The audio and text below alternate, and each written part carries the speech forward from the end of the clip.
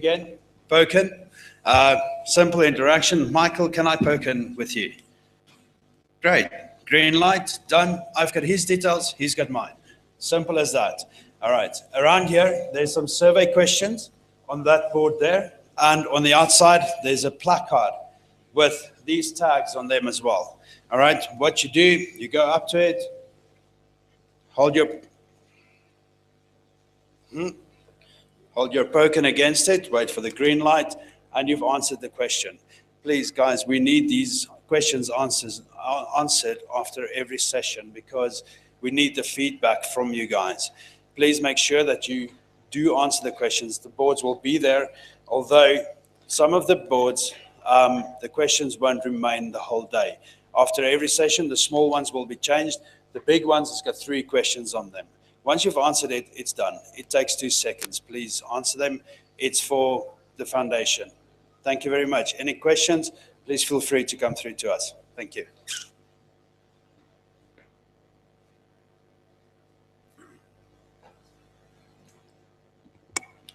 Two other very quick housekeeping announcements.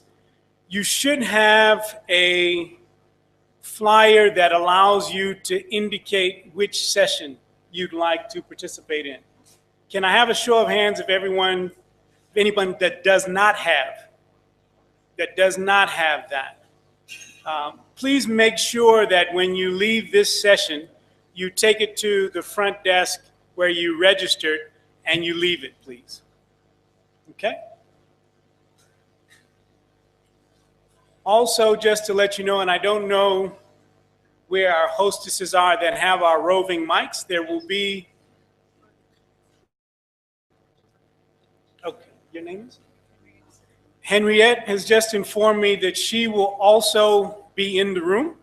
So if you can't get the forms to the front desk, you can give them to Henriette. And just also, I started to mention the roving microphones that we will have, which will allow you to ask questions and give your input into this session. So we are moving into the meat of our program after having a very inspiring welcome from President Uhuru Kenyatta. The format for this session on inclusive economies in Africa, trajectories, taxonomy, and transition will be that we will have a keynote presentation by Ms. Geraldine Fraser-Moleketi, who, as you heard in the opening session, is the Special Envoy for Gender with the African Development Bank. And then we have 3 discussants who are illustrious in their own right. Frank Brecken, the Chief Investment Officer of Amathion Agri Holding. Fanny Lautier, Partner and Chief Executive Officer, Makoba Private Equity Fund. And Kevin Chika Urama, Managing Director, Quantum Global.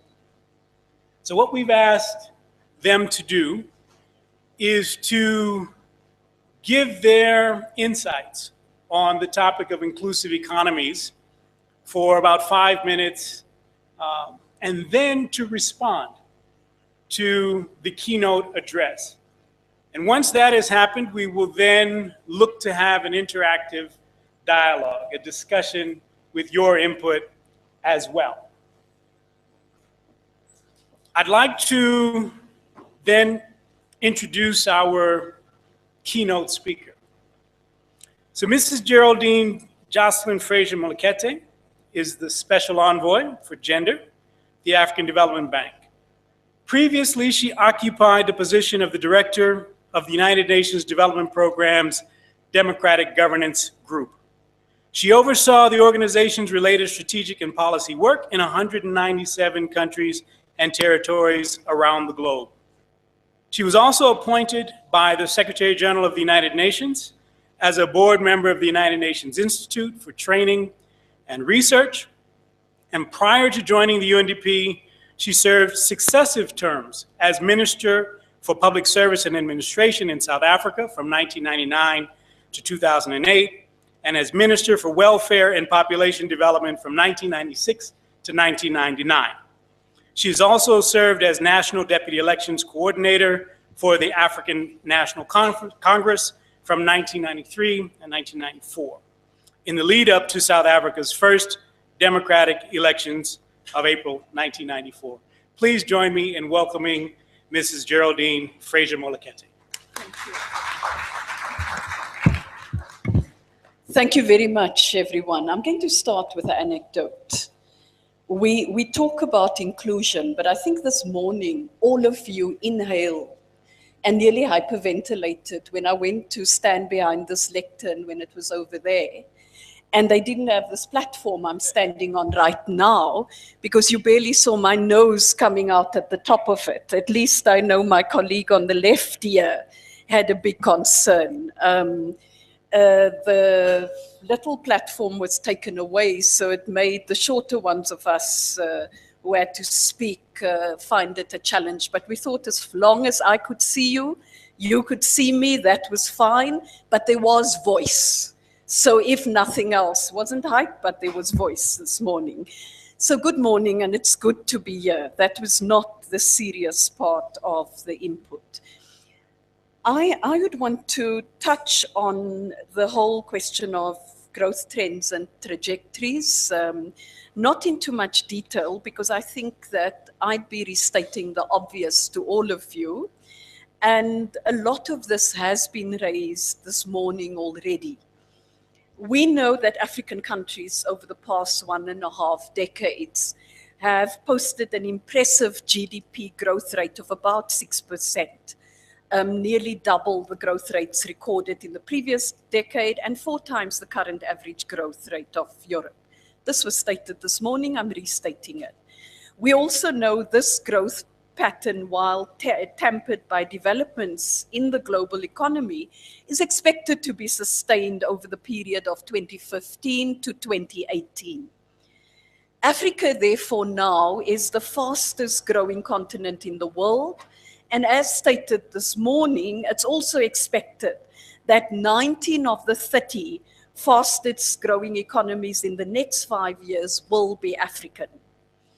These numbers clearly by themselves provide great cause for celebration. And we are upbeat as Africans about this. But we know that despite good progress in tackling extreme poverty, persisting poverty remains a pressing issue in most African countries.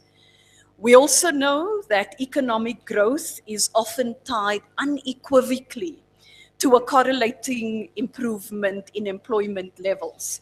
But increases in growth in most African countries have not resulted in expected comparable increases in numbers of new jobs.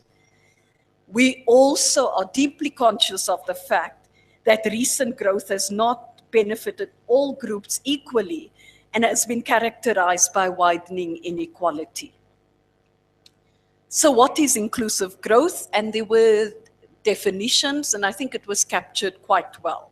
But again, allow me to restate.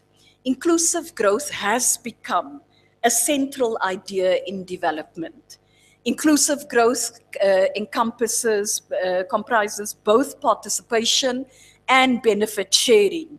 And even though growth still remains the most important component of any poverty reduction attempt, it is now widely acknowledged that poverty and inequality constrain growth. This focus is in some ways an attempt to address the deficiencies of prioritizing solely on economic growth, and is an attempt to ensure that instead that the benefits of growth are more widely experienced. Equity can and should be part of the growth process. Inclusive growth should reduce poverty and inequality and benefit the most marginalized. It allows opportunities for everyone to participate in the growth process while making sure that benefits are shared. And growth that is shared contributes to making it more sustainable. We've heard the voices of entrepreneurs of poor people that reflects the challenges that impair their conditions and limit their opportunities. So the obvious is that inclusive growth should benefit everyone while reducing disadvantages, both in terms of benefits enjoyed and especially in terms of access to opportunities for participation. So what are the dangers of growth that's not inclusive? And President Kenyatta talked about the dangers of growth that's not inclusive. Rising inequalities matter because it affects how growth acts on the well-being and poverty. And inequality has also been linked to increased economic instability, dampened growth, social unrest, and political instability. And we know that North Africa is a classic example. We've just seen what has happened in West Africa as well. Countries consider when pursuing inclusive development. And there are many elements. A vital one is how to create productive and gainful employment. And this is not new. Came up this morning as well. Not new. And we need to look at better opportunities for wage and self-employment that have a significant positive impact on growth. And jobs, we know, are also transformational in providing household income, in raising economic productivity, in providing resources to invest in children's health, education, in changing social and power relationships, and providing a sense of dignity and well-being. And indeed, national development plans of many African countries recognize that growth should tap Africa's demographic dividend. And we had inputs on that this morning. So efforts to absorb young people into the productive economy will require, amongst other things, revisiting the structure and curricula of the education systems on the continent to ensure that skills match growth patterns. And this also, and sometimes entails revamping technical vocational training as an integral part of higher education. Now, aside from the interventions to improve the quality of the labor force, job-creating growth strategy may also entail structural transformation away from capital-intensive or commodity-based growth paths. And we heard some of this morning as well. Transformation is intricately intrinsically linked to the need to enhance African firms' participation in regional and global value chains by supporting not only their integration into these value chains, but also their capacity to move up the chain. In many cases, the binding constraints are infrastructural, which explain why development finance institutions, including the African Development Bank, place such strong emphasis on infrastructure development. Just give me a few more minutes, sir. Another important element of inclusive growth is addressing legislative inclusion through the revision of discriminatory laws. And such efforts are particularly relevant in the efforts to include women's benefits and participation. We heard the upbeat story of the African lions. But remember, it's the lionesses who go out to hunt. And let me say no more on that one. Because as we hunt, we want to ensure that we actually have the access. And that requires redress. So revision of gender discriminatory laws can have strong and immediate effects on women's access to finance and reduce the vulnerability to economic shocks for low-income female-headed households. Strong institutions are also important for inclusive growth, and the inclusive growth agenda requires accountability of leaders to citizens. We've heard this morning, and I just want to amplify that. It requires prudence in public finance management to support macrofinance stability and facilitate the establishment of social security systems for vulnerable members of society. It requires peace and security, for without these, economic gains are unsustainable and vulnerability of marginalized groups is exacerbated. It also requires taking a regional view to problems and solutions and enhancing regional cooperation. And President Kenyatta spoke about that as well.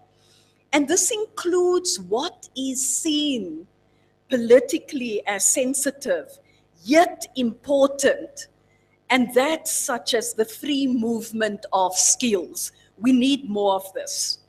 So this forum, and I'm almost concluding, has brought together key thought leaders and policymakers to come up with innovative ideas on how to promote inclusive growth.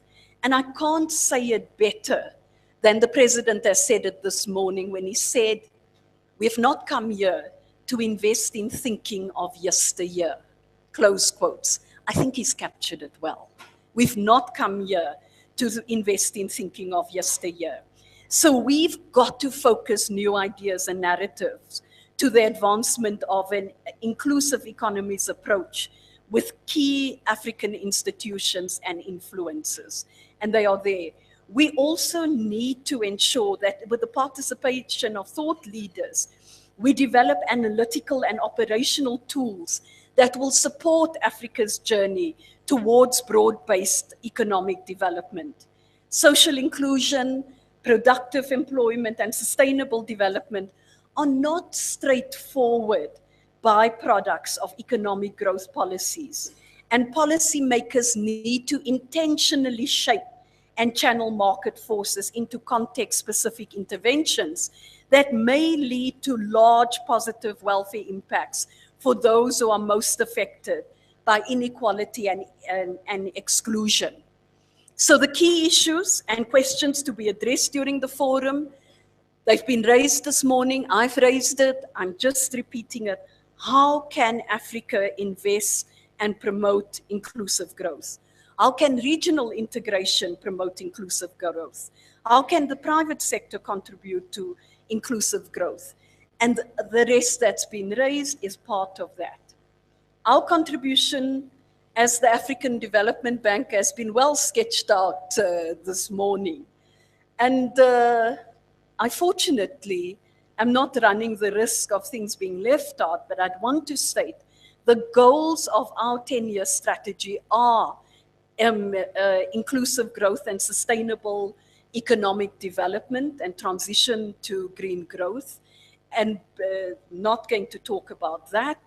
The key operating priorities of the bank strategy were carefully selected to produce outcomes that will contribute to inclusive growth, mainly through creating the environment to facilitate the creation of productive and gainful employment.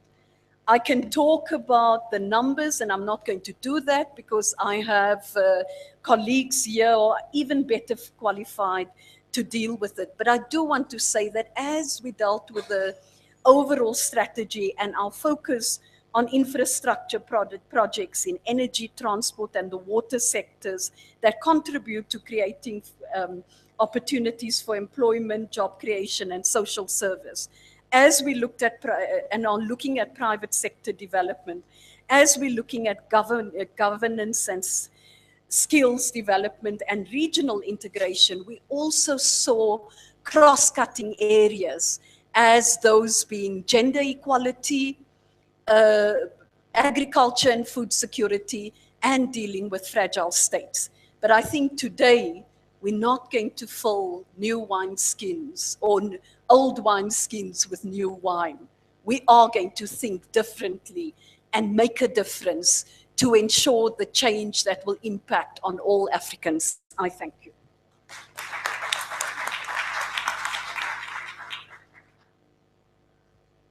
Thank you very much for an enlightening speech and a reminding speech, because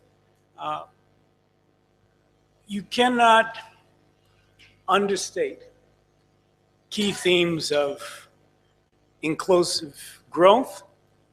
As we mentioned at the onset, we've had over the last 3 to 5 years discussion about inclusive business, inclusive markets, leading to inclusive growth, and we will unpack in some detail the nuance as there may be in the discussion of inclusive economies. What we've tried to do for this opening session and what we aim to do throughout the program is bring thought leaders in their own standing to comment on the themes, to share with yourself. This is very much meant to be a conversation and a dialogue. And so part of why I'm seated at this guy is because most of our program will not be keynote speeches. We did have those. And we'd like to thank Ms. Moleketi for that start to our discussion. But now as we get into it, it really is a rolling up our sleeves, working forum. To help with that dialogue, we've invited Frank, Fani, and Kevin to join us in this first session. And as I mentioned at the onset, what we'd like them to do is, in their own regards, tell us a little bit about how they see this discussion and what are key points that we should have top of mind as we try and address this challenge for the continent. At the same time, we'd also like them to respond to the keynote speech that was presented and stray a bit if they think that there was something in the opening, the president said, that they would like to weave in as well. And we will go in the order really that we find ourselves seated. And so I'd like to ask Frank Brecken, again, he's the Chief Investment Officer of Amathian Agri Holding, to give us his remarks. Thank you. First of all, I would like to thank the Rockefeller Foundation for setting up this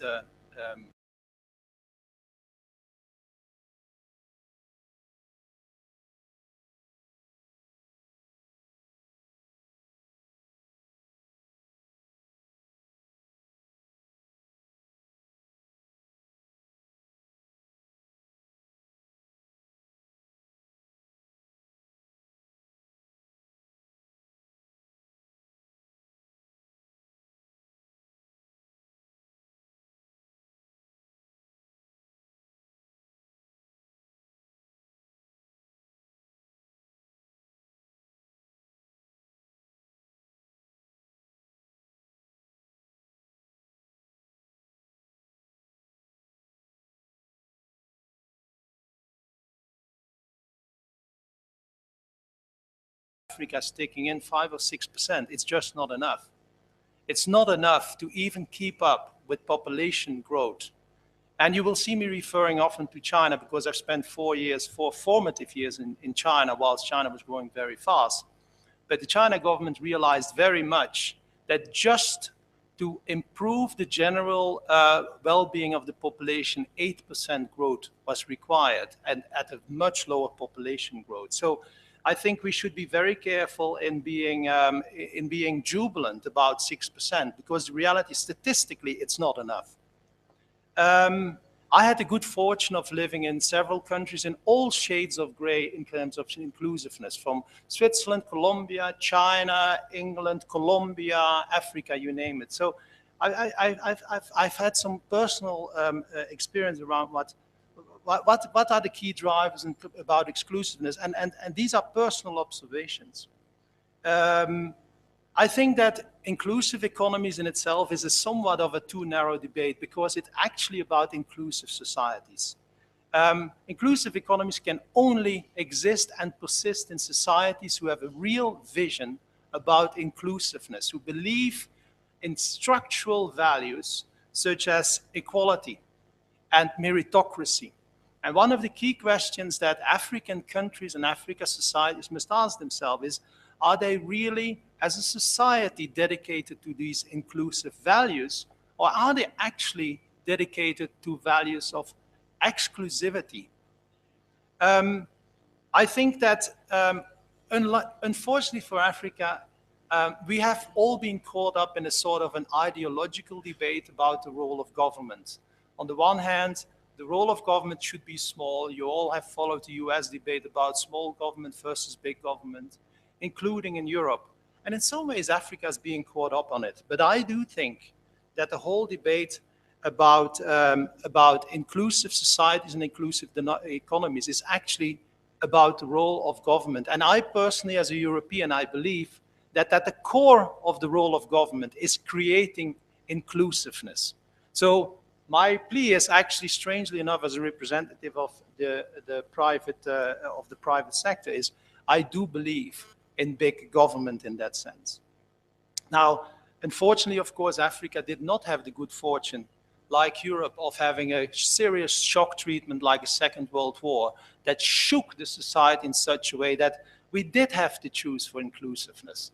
Unfortunately, Africa has that. Africa has a history which is very different, and in some ways, as some of the earlier speakers says, actually in some ways drives us away from inclusiveness. Now, I do think that when I refer to government as a strong government, now obviously, then I should also dare to frame a couple of actions that government should be engaging in. First of all, I would say, I think we have to stop this obsession with foreign direct investment. I'm really worried about that. All the discussion is about the billions of dollars that are needed and should come in. And of course, Africa needs foreign direct investment. But as much as it needs that, what it needs is an influx of know-how. Again, I refer to my China experience, the country that, like no other country in history, has lifted people out of poverty. And let this not be a debate about political systems, but the fact is, the statistics say it clearly, it lifted massive amounts of people out of poverty. Now, what was the real, I think, the real story behind the China's success is their obsession with know-how. More than us being there, us expatriates, multinationals, that was my Unilever time, more than us being invited for the capital is we were invited for the know-how we were bringing. And I think Africa needs to have the same self-confidence to really say to the whole world, come, bring us your know-how, bring us your experience, bring us your expertise. And part of that is, of course, the diaspora. Isn't it one of the saddest things about Africa is that so much brain power sits outside Africa? Unlike in many other countries, whether it is East Europe after the fall of the communist wall or China, where many of this brain drain came back, in Africa this has not yet happened. So my plea would be for a debate much more focused on how can Africa attract know-how and brains as much as capital. Secondly, Africa must drive capital efficiency. Capital is expensive. And you know, all these billions that we are now putting into Africa, they need a return. They are going to put a mortgage on the future as well. This is about dividends and this is about shareholders. So why do we have so much capital that is underutilized whilst we keep on pouring in more? Drive capital efficiency. Governments need to revise tax regulations. I've been in situations where we have been encouraged to destroy employment and put in case packers and the most modern factory in South Africa. Why? Because tax regulations and tax incentives encourage it. Increase the tax base. Strange, may sound strange, but how can a government drive inclusiveness if the tax base is less than 10%, 20%? The government must have more taxes to work with. Ensure property rights. The base of inclusiveness for many poor people, the first base is the piece of land they have and the house they have. Make them work with it. Give them property rights so that they can leverage it. Consumer protection and fight against monopolies. Nowhere else than in Africa are consumers taken for a ride. It's incredible how the poorest people pay the highest prices for basic stuff. Check the price of cement in many countries and you will understand why it makes millionaires. Last but not least, governments should do everything possible to build what because I do really think that whenever we're not happy with the status quo, it's always better to bank on the ideas of the young than on the wisdom of the olds. So I have framed a lot of my remarks into my words. There was one point that I wanted to pick up on, and that was not in my initial remarks, if you allow me. African firms should participate in the value chains. One other general thought about Africa I disagree with, that the African solution is about entrepreneurship. I disagree. I have nowhere else seen so much entrepreneurship than in Africa. The solution is in managership. What Africa needs is more managers who can bring businesses who are today 1 million into 5 million, into 100 million, into 500 million.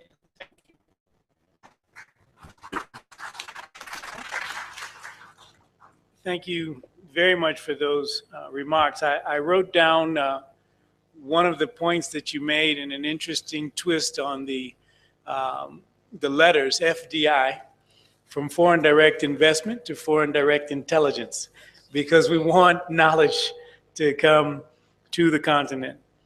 I'd like to ask Fanny if she would share her remarks. The way that I'd like our panel to happen is that we'll share our remarks, our reflections, and then I'd like Geraldine to have an opportunity just to respond a bit to what she's heard, and then we'll have an interactive session. So Fanny, please. Thank you very much, Chair, and thank you also to the Rockefeller Foundation for the invitation. I was looking at the three partners who are here for this important forum, and they represent the bank, they represent a policy place, UNECA, and they represent a think tank and one that looks forward in the future, the Rockefeller Foundation. I think those three pillars are very important for the topic that we're discussing here. I'm taking three remarks that were made in our keynote this morning, but also threads that came out from the opening ceremony.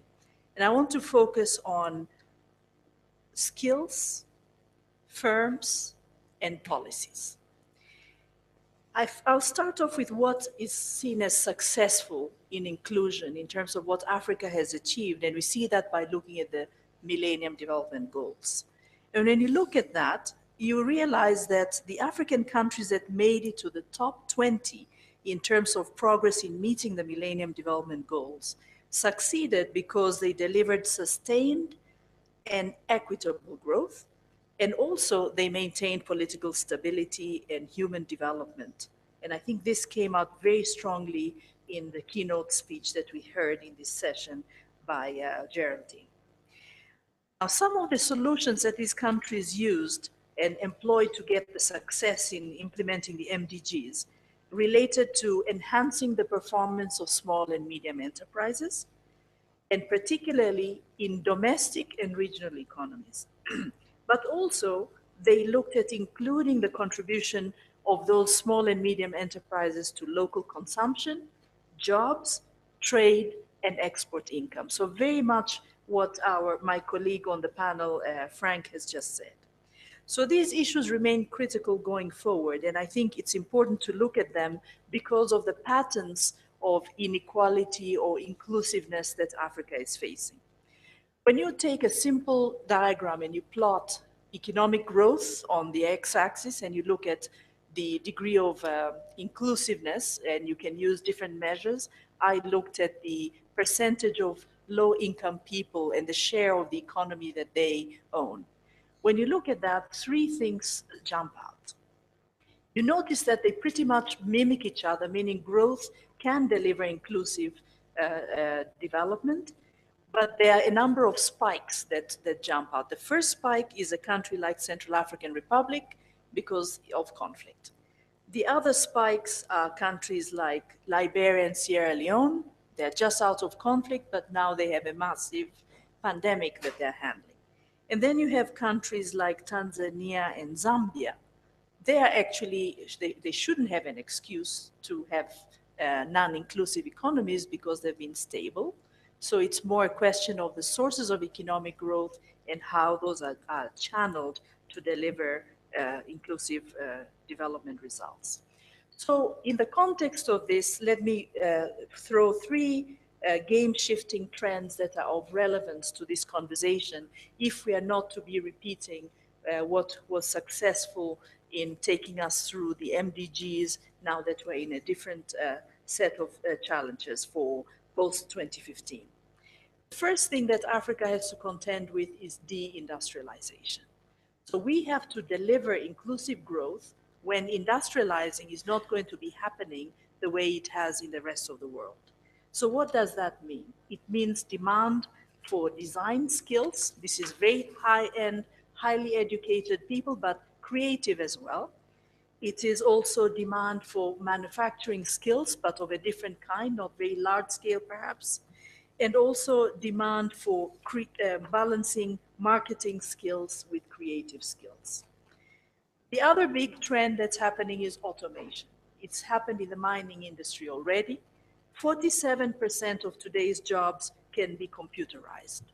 And this puts a huge pressure on countries that are still developing, that are having to match this technological transformation. So that means we need people who can comprehend rather than gather and analyze data.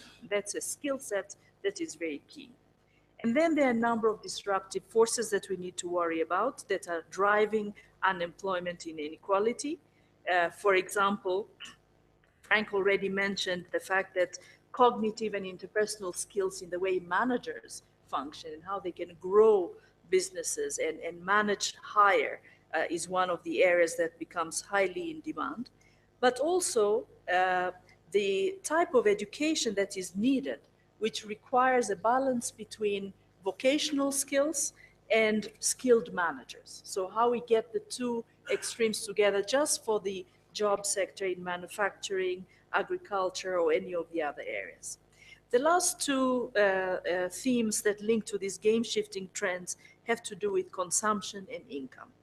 On the consumption stuff, this is well known when you think about what's happening globally, that we're becoming an economy that is demanding fluff instead of stuff, meaning the things that we consume the most cannot sometimes even be physically manifest, like when we use Twitter and other forms of information exchange. These are not produced products.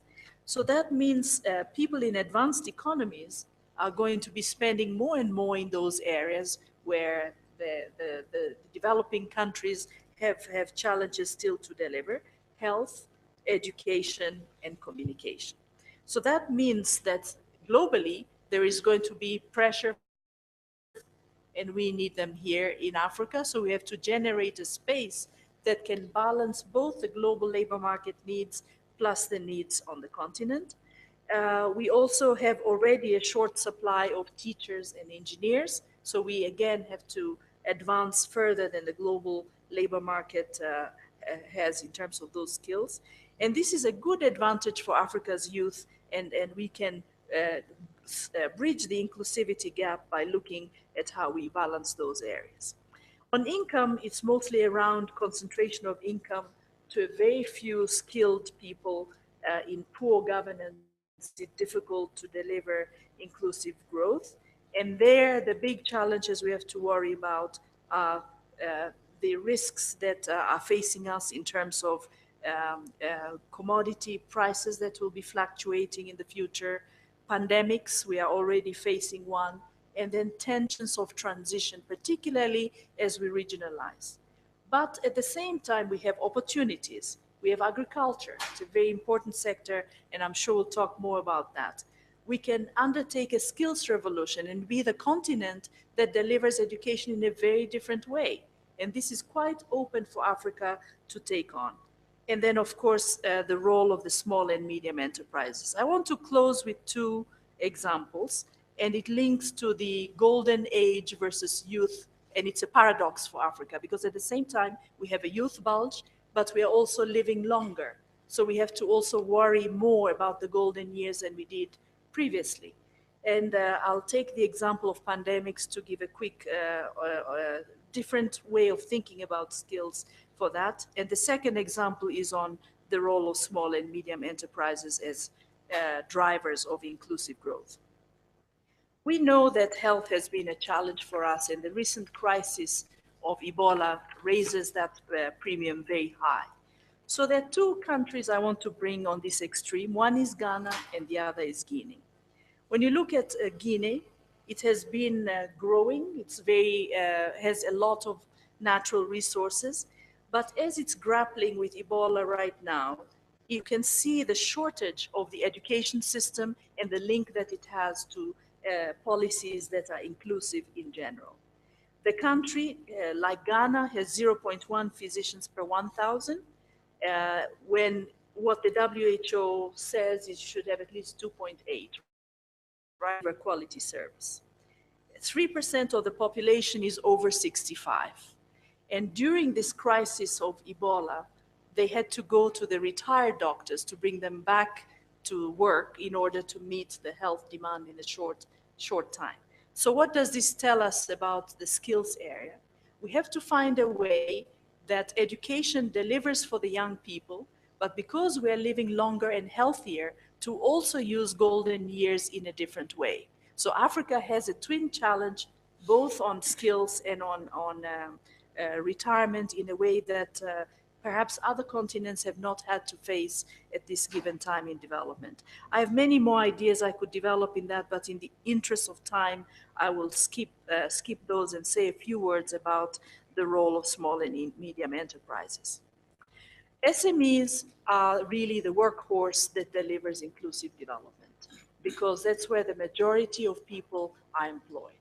So if we can strengthen the role that small and medium enterprises play, we can deal with food security and its impact on health, because the countries that have made tremendous progress in registering small and medium enterprises, these are countries like Botswana, where 94% of firms are formally registered.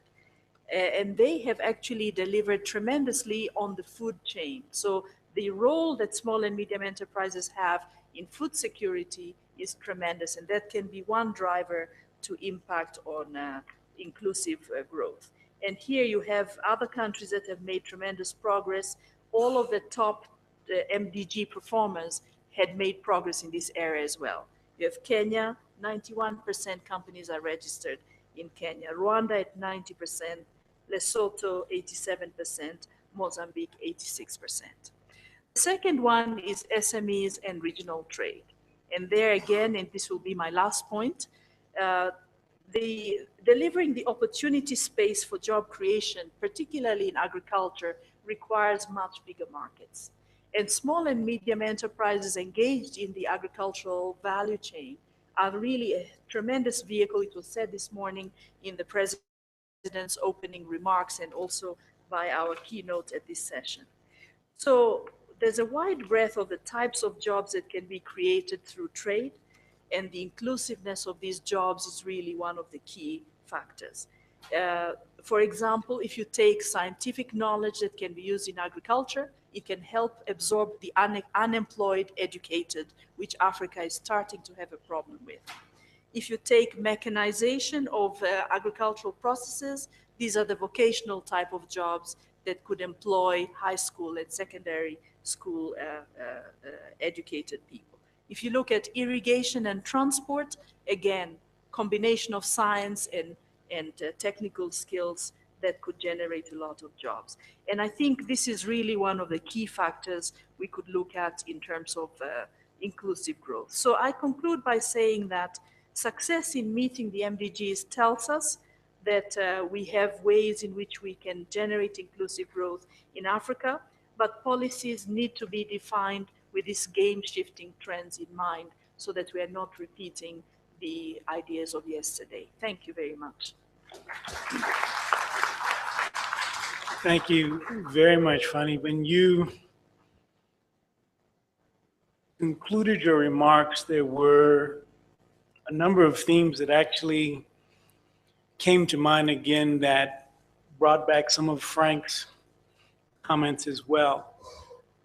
The African Union, which many of you are aware, but some may not be, consider the diaspora a sixth region. And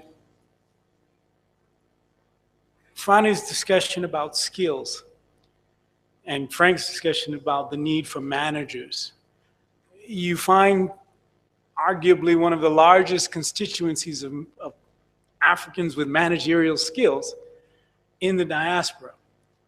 Last week I mentioned at the opening session, the African Union had a private sector forum, and one of the participants there was from an organization called AMSCO, which the IFC and ADB and UNDP stakeholders of. They've been increasingly, and they're shifting now to do more with the diaspora. They've for Africans who are abroad to come back and work on the continent on short assignments and longer assignments. And they're now looking to figure out ways to have opportunities as short as 2 weeks to engage. And I'm saying that we need to figure out where these opportunities are and leverage these institutions so that we can help catalyze skills development on the continent. Kevin, I know that you are our next speaker, and we'd like to hear your reflections and then also your comments as they relate to our keynote address. Thank you very much. I'd like to join my colleagues in thanking the Rockefeller Foundation and its partners for putting together this timely and very relevant discourse for our continent at this stage. I'm going to take advantage of being a latecomer in the dialogue in terms of being the last to make my comments and reevaluate and reorganize my thoughts to avoid repetition. And I'm starting with that for a purpose, because Africa has a lot of countries and continents that have gone before us in doing development, and they have a lot of pitfalls that are glaring and has created lots of problems in terms of externalities for the environment, social inequity, and all the things we're talking about here. And one of the first things that I believe African countries need to do in order to drive a new type of development agenda that is embedded in African realities, that is more inclusive, would be to learn from the mistakes of those who have gone before us, and also to learn from their achievements in going forward. A lot of the speakers before me have rehashed the statistics about how Africa has grown in the past 2 decades. And if you look at that, one can begin to think that inclusive growth is already happening in the continent in terms of moving away from the commodities boom story that we had in the 70s, and now including services and diversifying to the agricultural sector and other kinds of reforms that Mr. President has mentioned for us today. Also good governance that is increasing in terms of democracy and involving the African people in making decisions about our own livelihoods and our economies. Then one would think that inclusive growth is already happening and needs to be enhanced. But I'd like to pause there to ask the question, what is really the inclusiveness we are talking about? What are we including? And how would that be best achieved? And then offer my thoughts on what I think needs to be done in order to achieve that.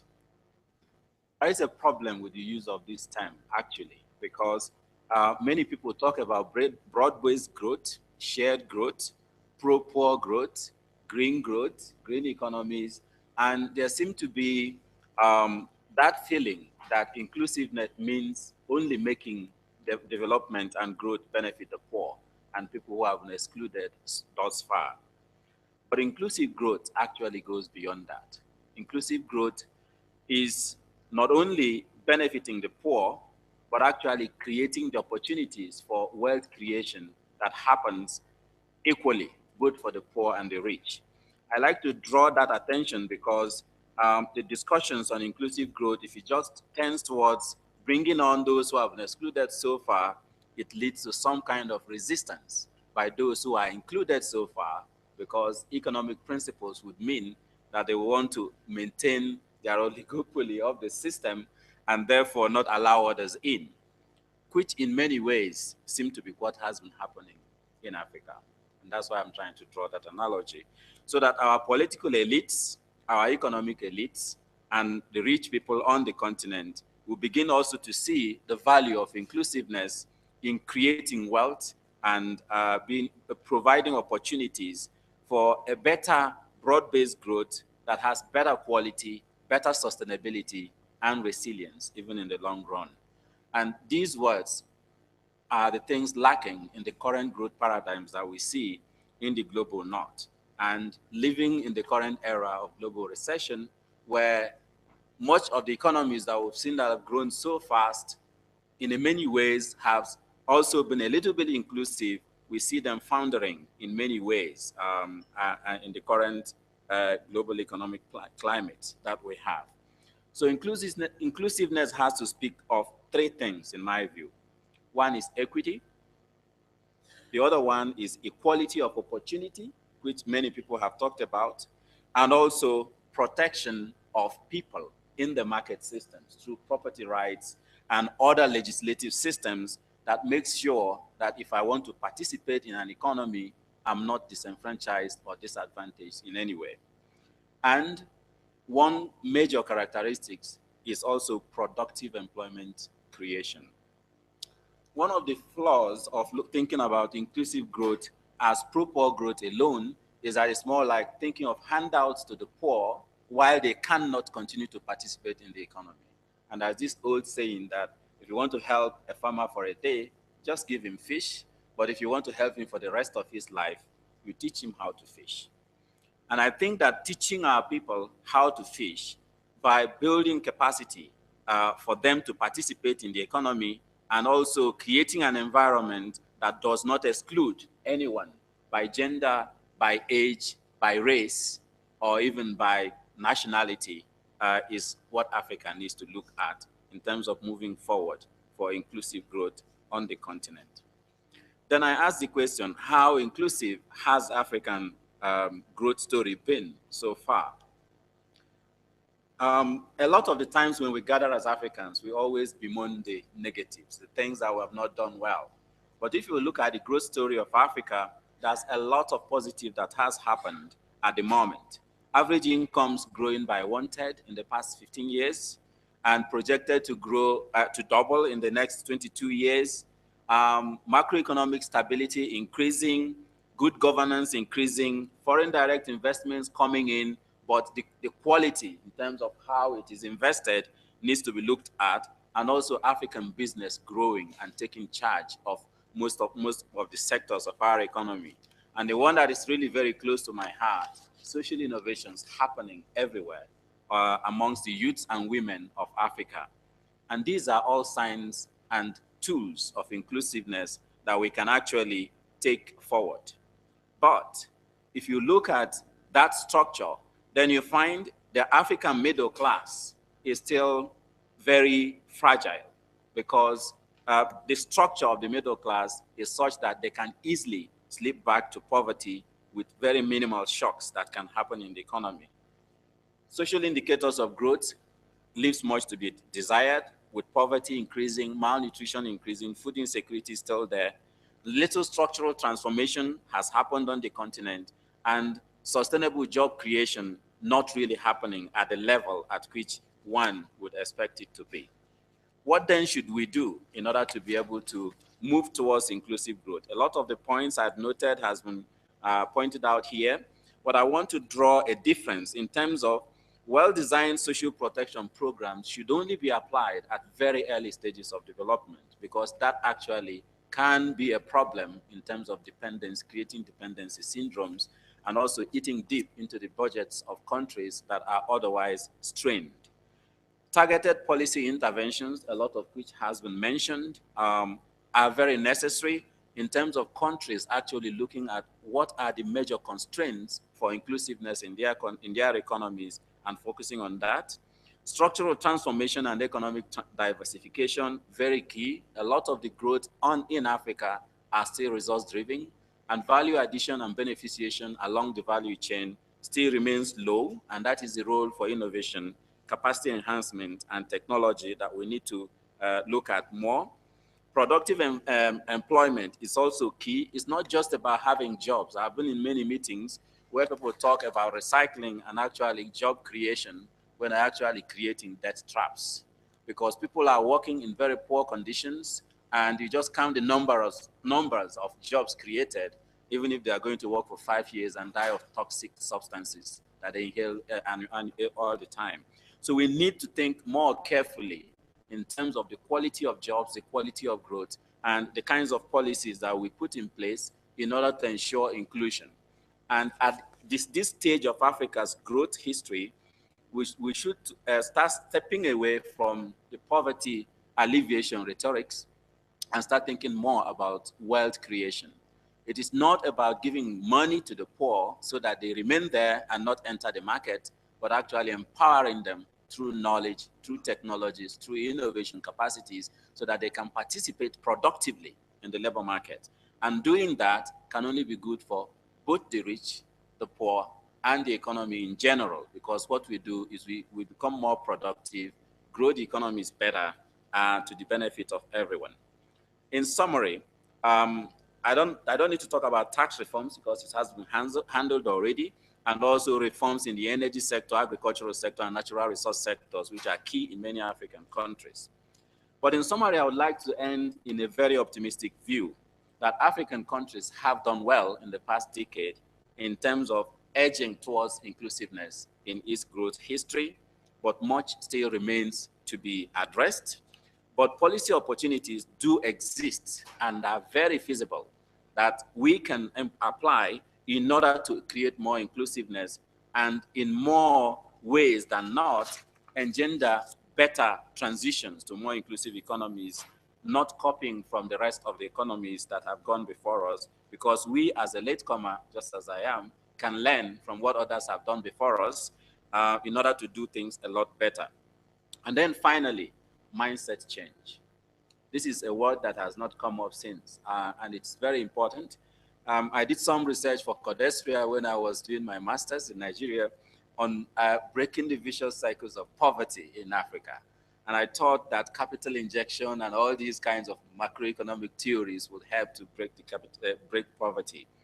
But sooner than I started my fieldwork, I realized that poverty in Africa means a very different thing, just like wealth means a very different thing. And I came up at that young age with some quote that you are rich in Africa because you have more than your neighbors, no matter how little.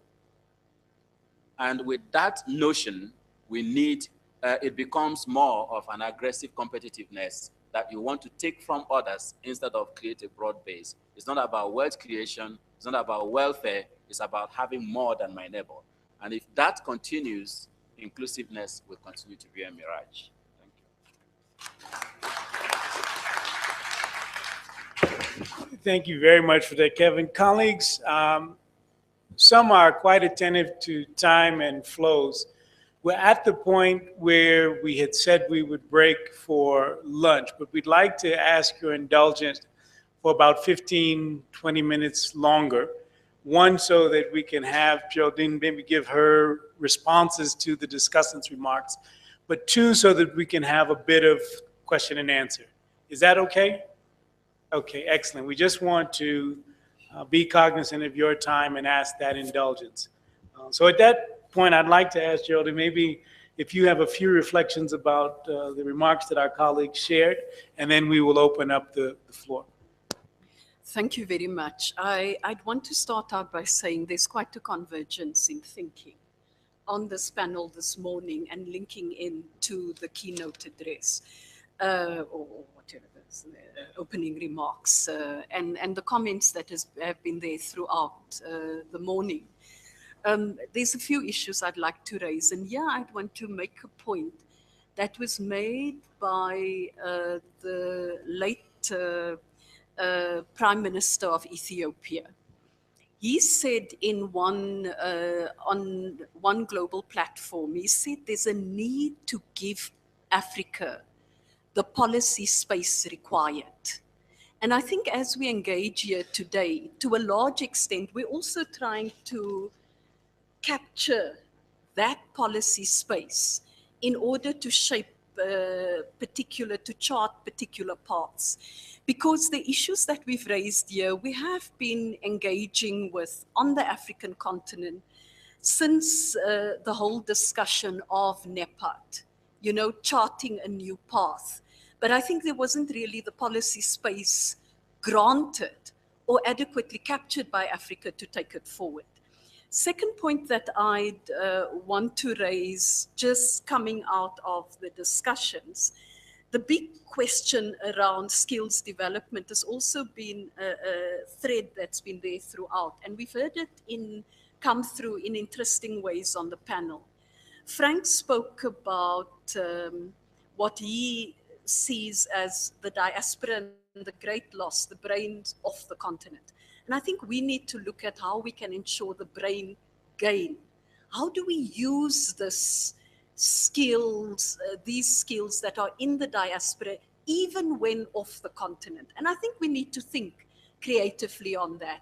Franny came in and said, let's look at ensuring that we develop a large enough skills base, not only for the African market, but for the global market, because at the end of the day, the golden age is not only in Africa, it's also in the developed economies and some emerging economies, and we need to factor that in. So I think a positive, a big issue coming through in the discussion, as Kevin had raised it as well, is what is this, what Franny refers to as the skills revolution that Africa should lead. And we need to look at it differently and look at it differently here. Because as pointed out in my input as well, the skill sets we require is different from what it was a decade, 2 decades ago, and we need to deal with it differently. Now, Frank raised the issue that he presented as possibly a challenge, and I don't think it's really that much of a challenge. We may hold different views, but that's the issue about strong government. I've been known to put out the need for strong government and bigger government. And when we talk about big government, is what are the needs? Let's look at West Africa, Manu River Union, and in particular the 3 countries affected by Ebola.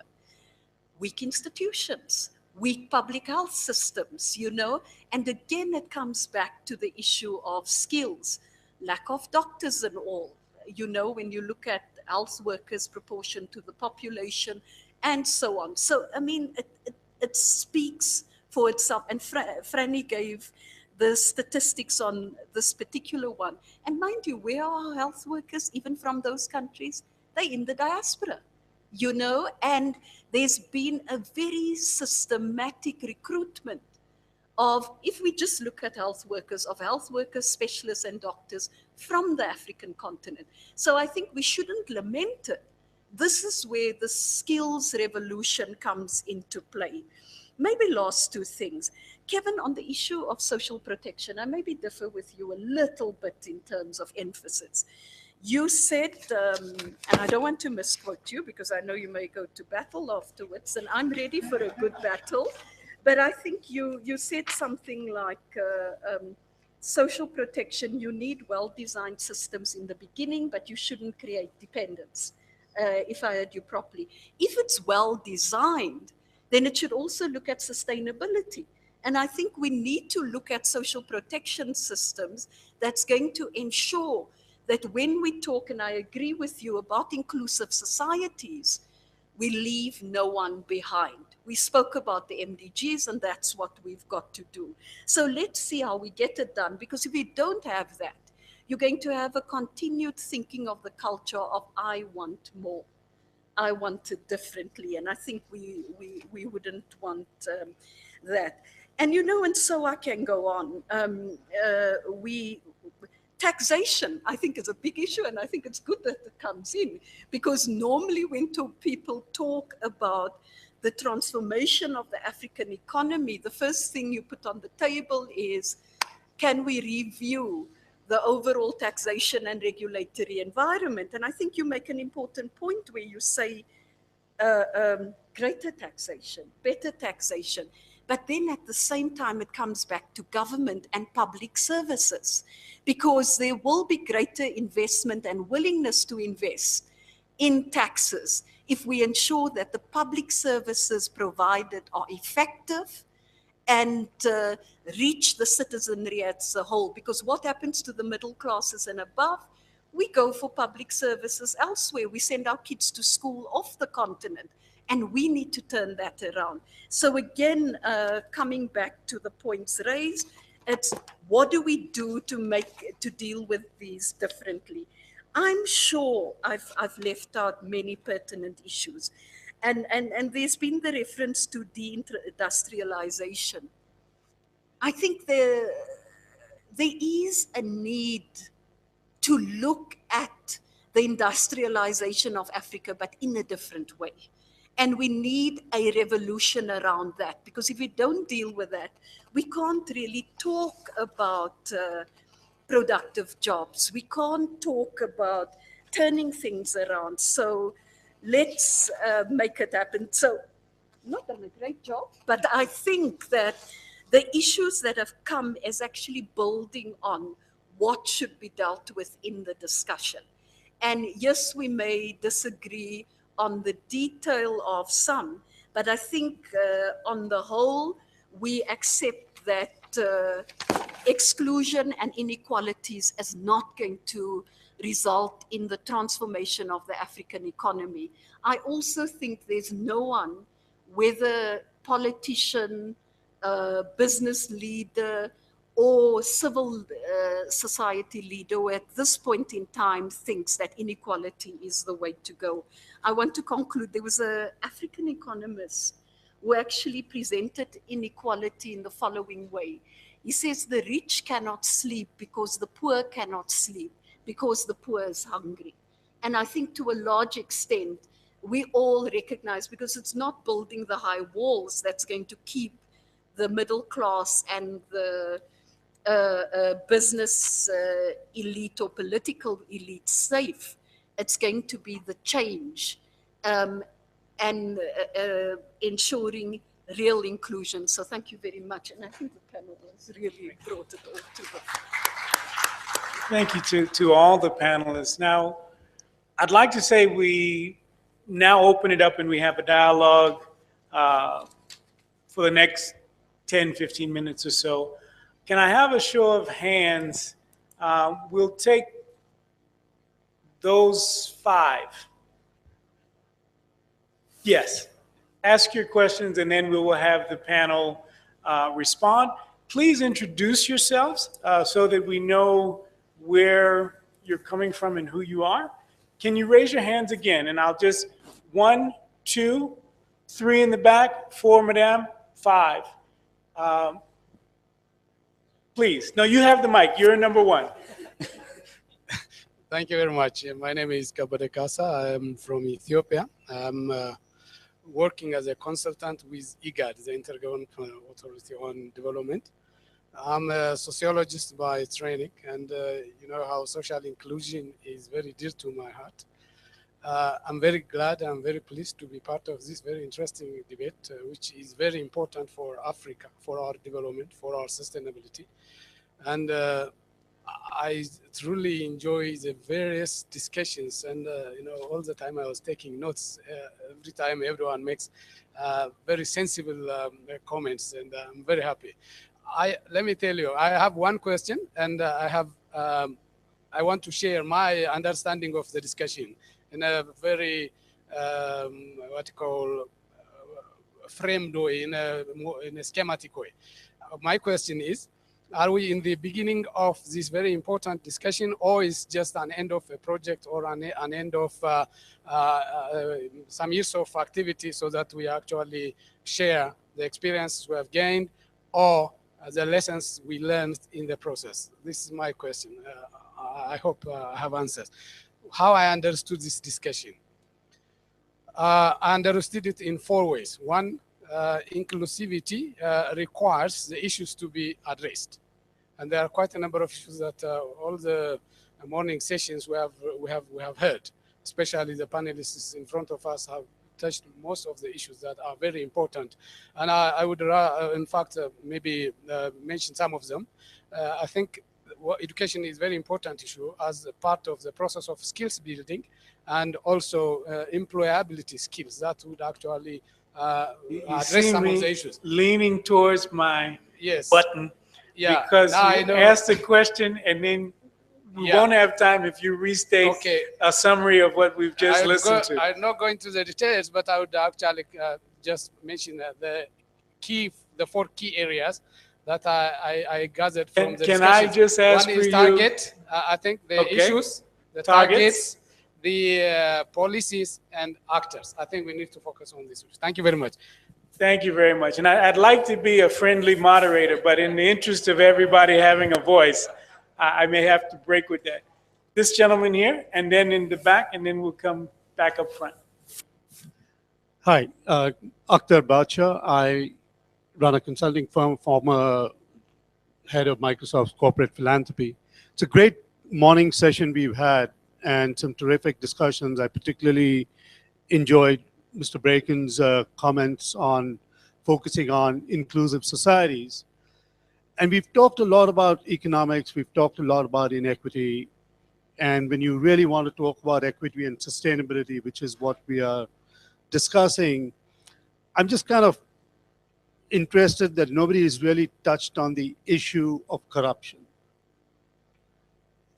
And I would love to get some thoughts in terms of how we need to tackle corruption. And I'm quite sure that this is not just an Africa issue, but it is an important issue that we need to focus on in this conversation, particularly if you're talking about inclusiveness. Thank you. Thank you very much for that point. We had a question in the back, or comment? I have a brief comment. My name is Alex Awiti. I'm the director of the East African Institute at Keynote University. I think the challenge of inclusive economies is a classical wicked problem. It's really what complexity is about. And I think what it does with those kinds of problems normally is that it spawns a lot of experts. As you've had around the room, there's various kinds of characterization of what inclusive economies is. But what I think we should invest our time in is kind of some fundamental agreement. And I think Kevin kind of hinted towards some of those in terms of what the desired outcome should be. What should we see that signifies or signals inclusive economies?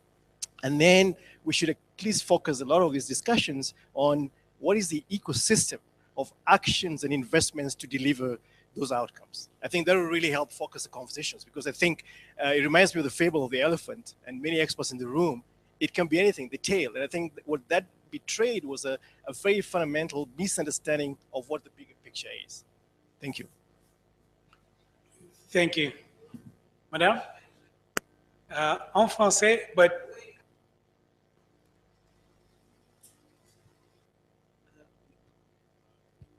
Merci. Je suis maître Lucille Mazangué, je suis ministre conseiller aux affaires sociales, à l'action humanitaire et aux ONG en République centrafricaine. Okay. Voilà. Je vais peut-être... Oui? No, because you're speaking French, but most of our colleagues may not be French speaking. I'm going to do my best to translate a little bit.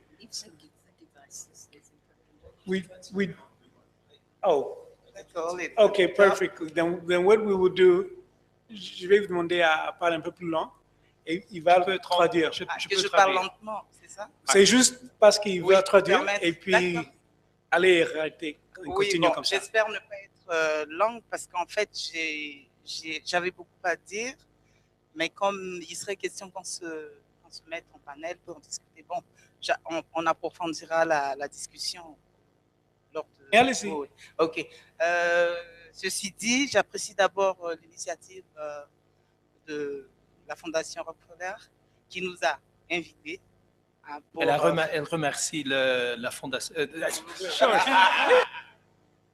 Completely. So the Deputy Minister is thanking the Rockefeller Foundation for the initiative of inviting everybody here.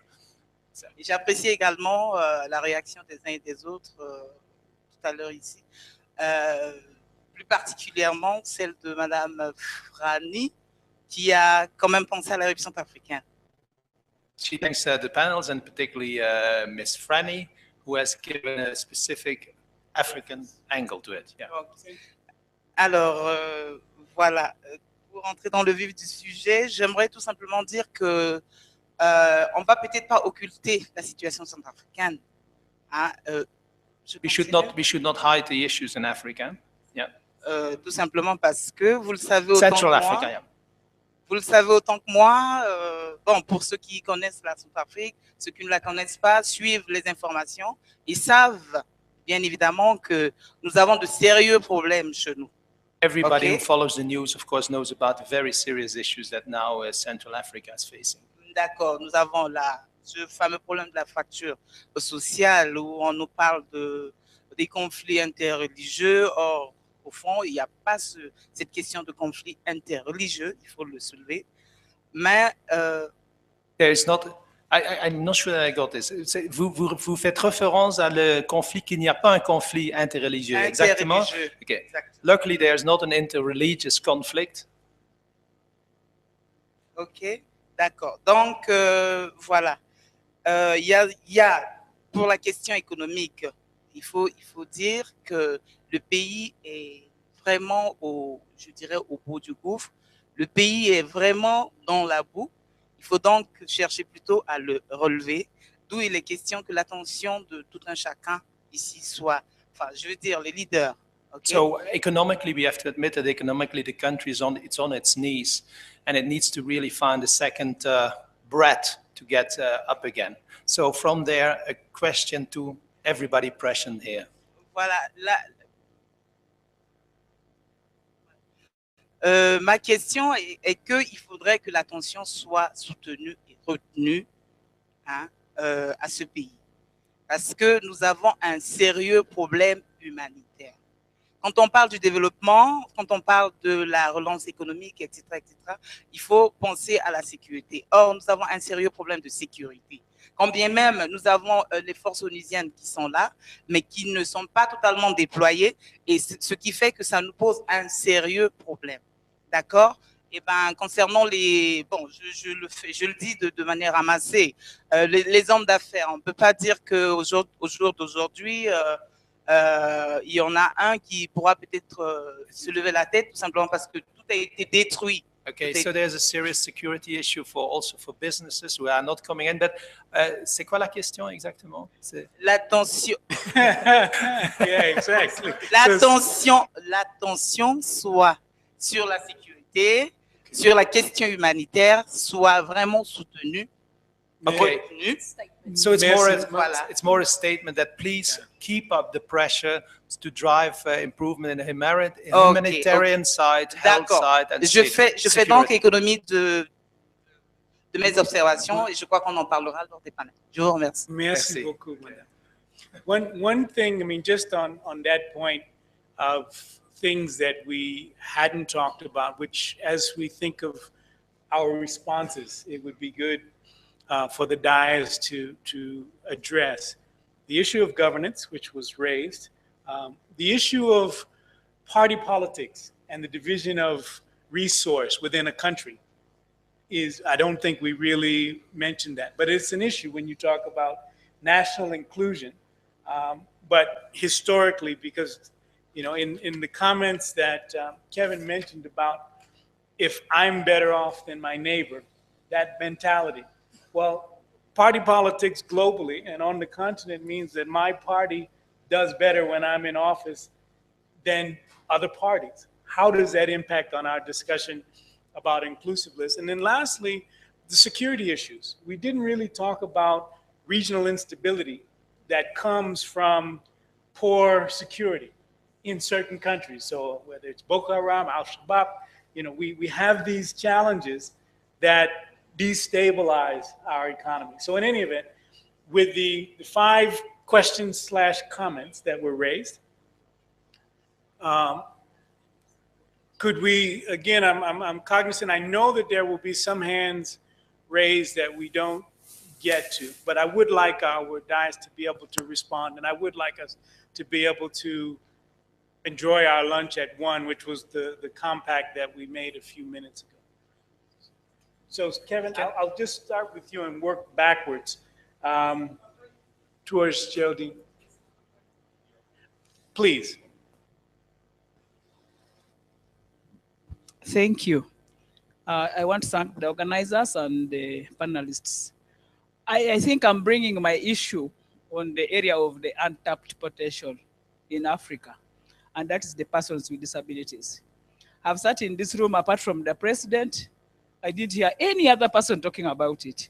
Whether we talk about the women, we talk about the children, the youth, we have disabled people across the board. Whether they have potentials, people already in society have negative attitudes of thinking they cannot.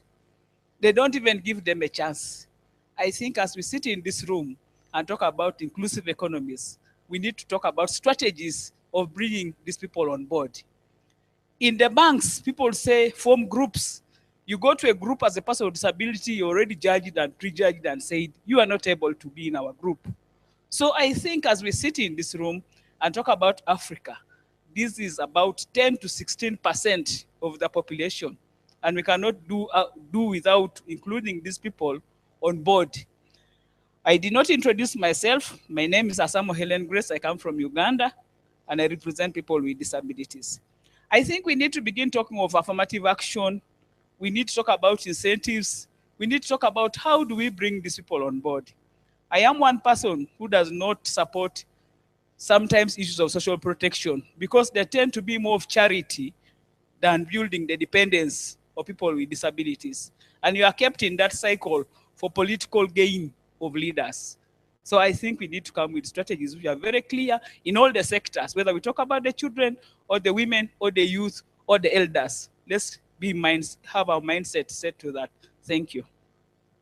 Thank you very much, and sorry for that oversight. Yeah, I'll start from the last intervention. Actually, the real meaning of inclusive growth is about building economies that offer equal opportunities to everyone. And that includes the disabled, the youths, the women, everyone.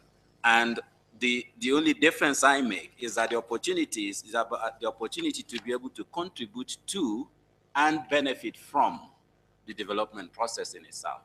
That is much more inclusive than seeing inclusiveness only from the opportunities to benefit from.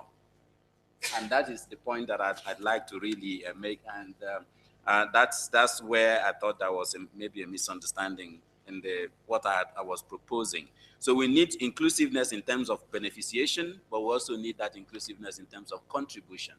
I'd like to be part of the economy than to be one who is receiving from the economy, because that's a major source of psychological exclusion that happens in economies.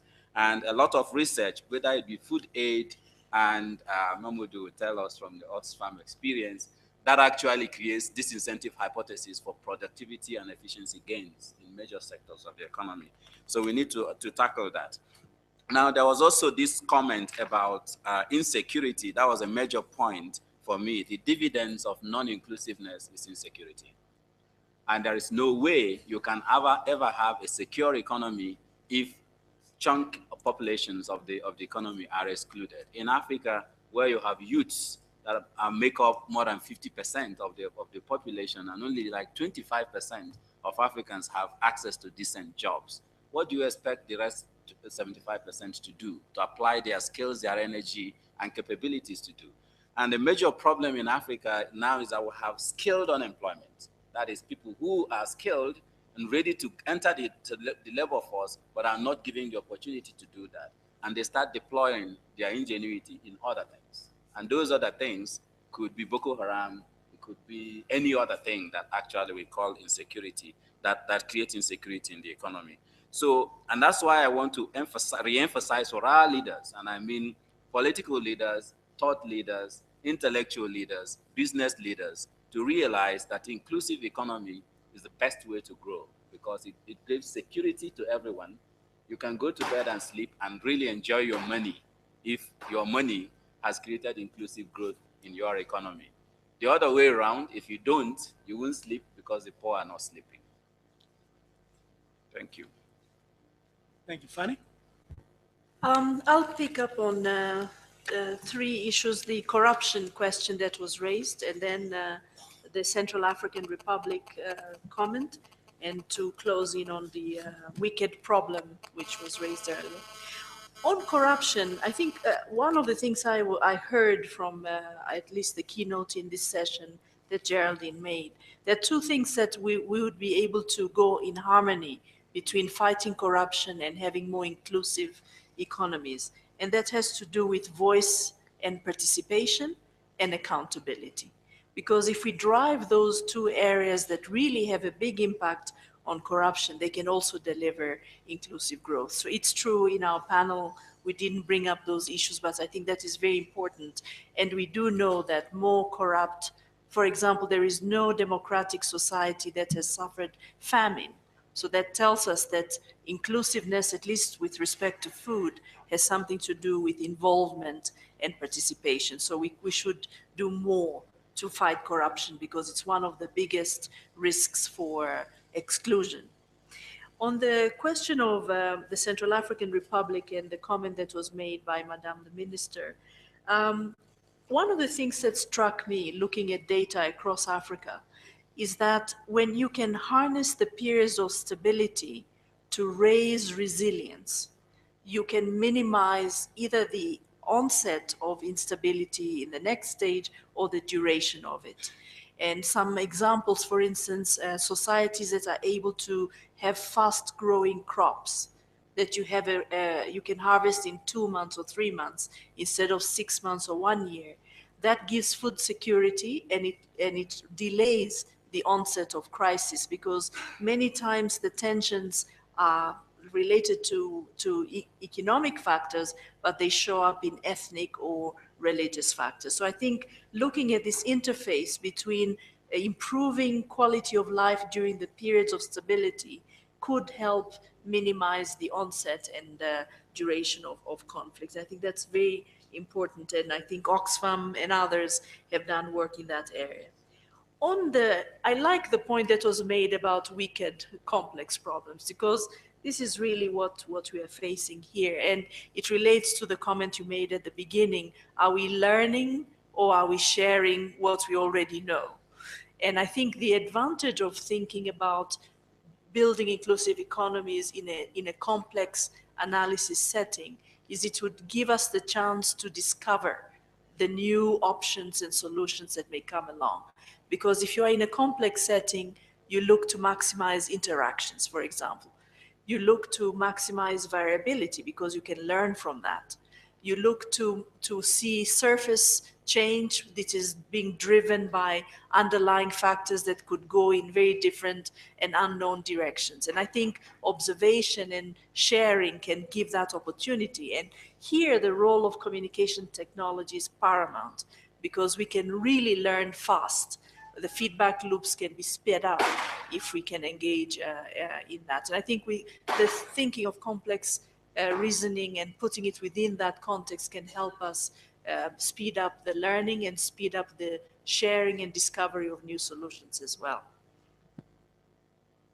I wanted to pick up on two questions. Are we at the end or at the beginning?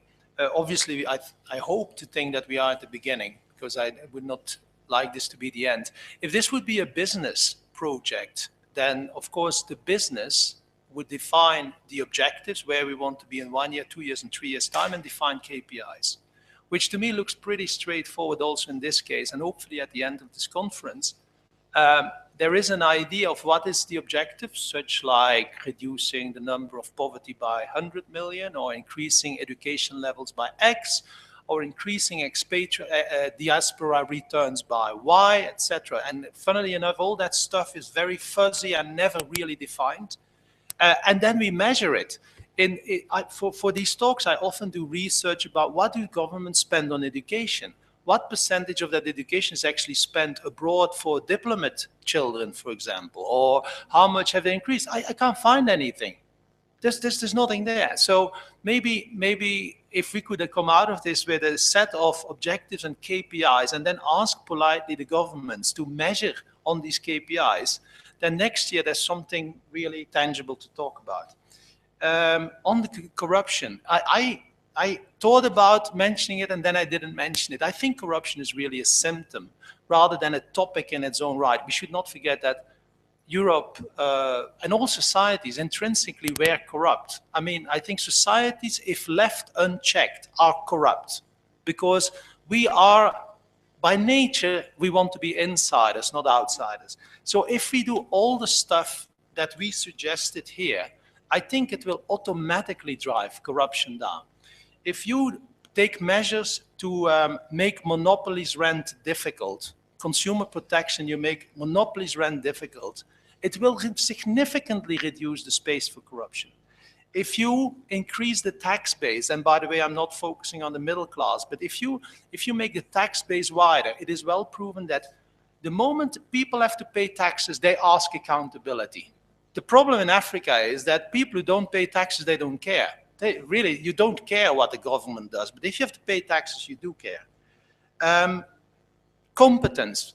If we get more competence in the political system, it will drive down corruptibility, because corruptibility and competence often mingle each other. Sometimes challenging. I refer to my China experience, and I say, look, at least corruption there is competence. They organized the Olympic Games. You know, so it helps if there is an element of competence. And last but not least, there was a word used by Kevin, which I'm going to pick up for you, and that is social engineering.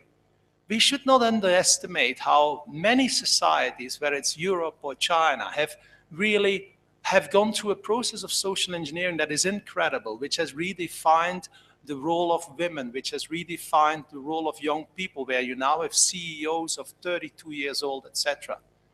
Africa, once it goes through the whole cycle of social engineering, will also see corruption becoming a topic that is non-acceptable. Now, again, I come back to my basic really thesis. If Africa would be really committed to getting its diaspora back, it will be the major driver of social re-engineering, just as it actually has been in Eastern Europe and as it has been in Europe. Don't forget that it's the Americans after World War II who socially re-engineered Europe, and we became better for it. Thank you. Thank you. I think all the questions have been responded to, but I want to emphasize two issues that have come up.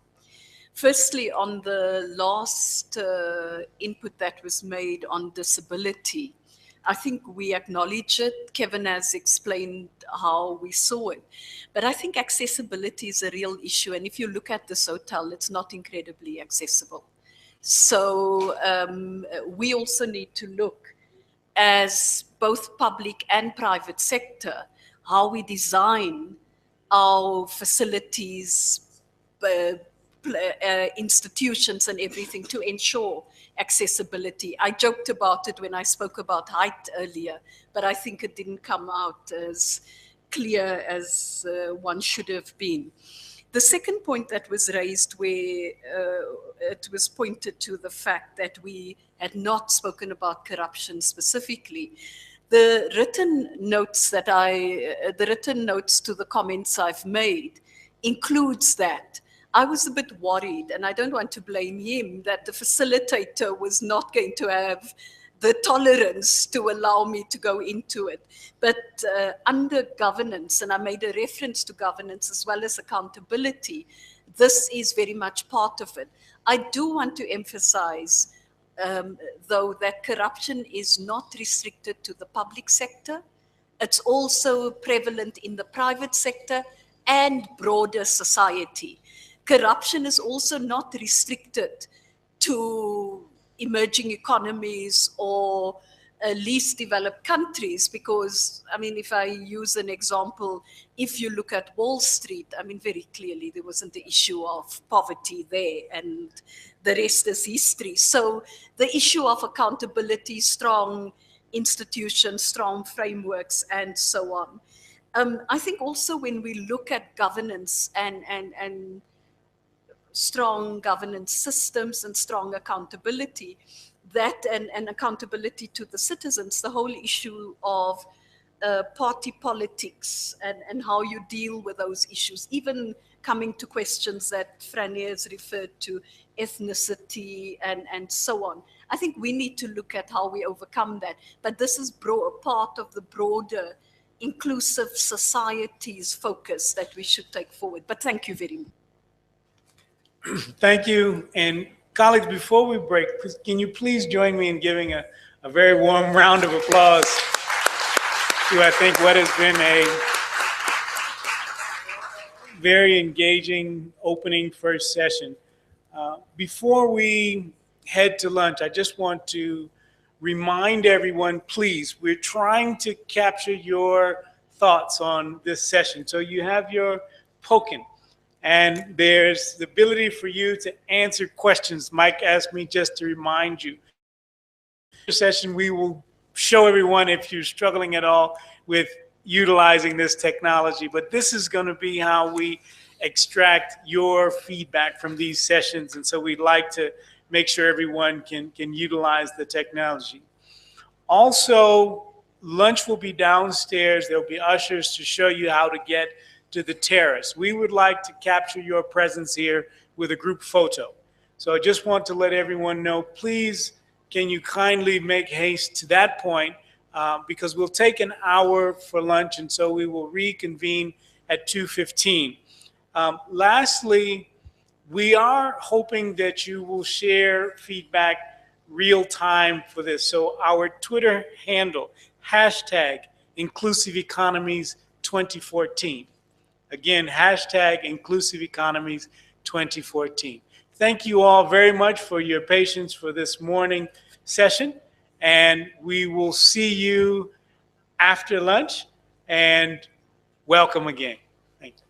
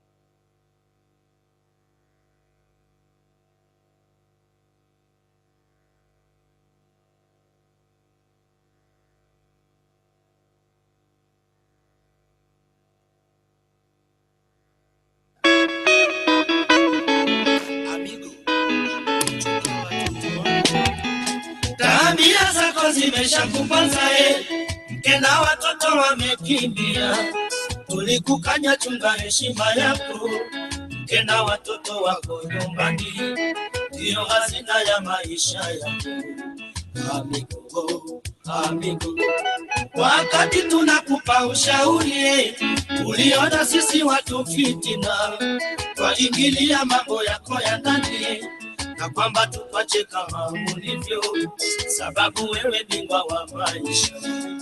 Amigo, amigo, thamani ya mke ni mavazi, kula vizuri, kulala vizuri, ndiyo siri ya kudumisha ndoa, taishi kwa raha. Amigo, watoto wako wapeleke shule kwa manufaa yao ya baadaye. Elimu ndio zawadi muhimu kwa watoto wako. Amigo, badala yake mambo yote hayo.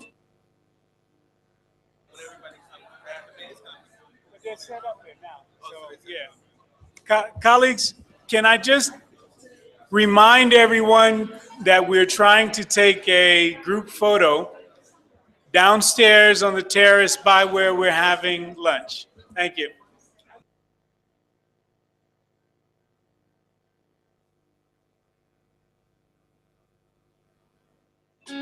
Sasa mkeo imekuwa ni moto, maisha yake ya kubahatisha na kazi unafanya amigo. Yamechoka mwisho kakimbia, umebaki kulaumu mwenzio. Lawama zako hazina msingi, tembeleza mke wako rudie.